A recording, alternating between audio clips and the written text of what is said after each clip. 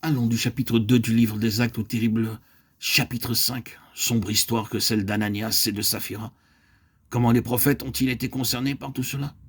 Dans le premier chapitre du livre d'Ézéchiel, vous avez ce qui a été introduit spirituellement le jour de la Pentecôte. Dans ce passage, vous avez cette merveilleuse vision des créatures ou des êtres vivantes, des roues remplies de yeux, de l'esprit dans les roues, de l'esprit de vie qui progressait sans cesse. L'esprit, la vie, les yeux, et l'irrésistible mouvement des cieux en relation avec cet homme sur le trône. Les actes ont leur origine céleste ici. Le Seigneur Jésus a été introduit dans les cieux, hors de ce monde, et en relation avec cet homme sur le trône. Il y a tout ce mouvement touchant la terre et cependant séparé d'elle, la touchant mais sans y demeurer, une chose céleste. Et tout cela est en mouvement avec force et beaucoup de détermination.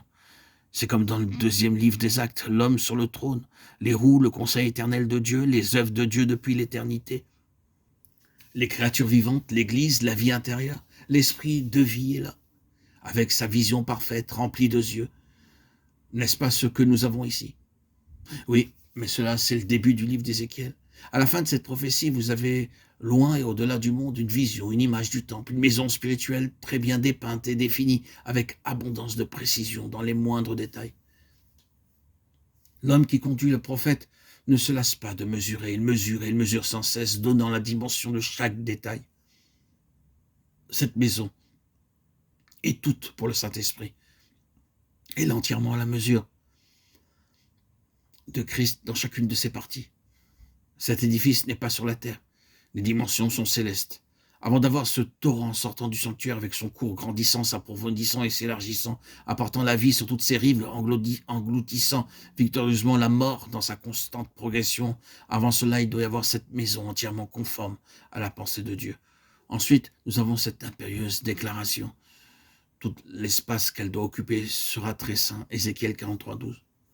Tout est de Dieu, tout est de Christ, son Fils ressuscité et exalté. C'est issu de lui-même et par l'Église constituée selon le modèle céleste que la vie coule. Et elle coule ici dans les actes. Ananias et Saphira ont violé la loi qui gouvernait cette maison, la sainteté. Et qu'est-il arrivé? C'est aussi à cause de cela qu'Israël n'a pas entendu la voix des prophètes. Nous avons dit dans nos précédentes méditations qu'ils accomplissaient les rites extérieurs liés au temple, les services quotidiens, la liturgie, mais la vie intérieure ne correspondait pas aux vêtements et aux formes extérieures. C'était le cri des prophètes contre un tel système maintenu et préservé sans aucune relation avec la vie intérieure des Israélites. Le cri des prophètes a toujours été celui de la sainteté. C'était bien là le véritable problème. Et que signifie réellement cette question de la sainteté? Lorsque vous parvenez au cœur de ce problème, de quoi s'agit-il? Pourquoi Satan a-t-il rempli ton cœur au point que tu mentes au Saint-Esprit? Acte 5, 3. C'est cela le contraire de la sainteté.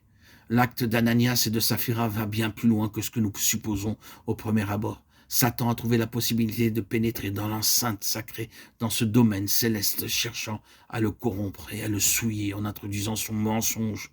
Il est menteur et le père du mensonge, déclare le Seigneur, Jean 8, 44. Un mensonge, et qui plus est en présence du Saint-Esprit.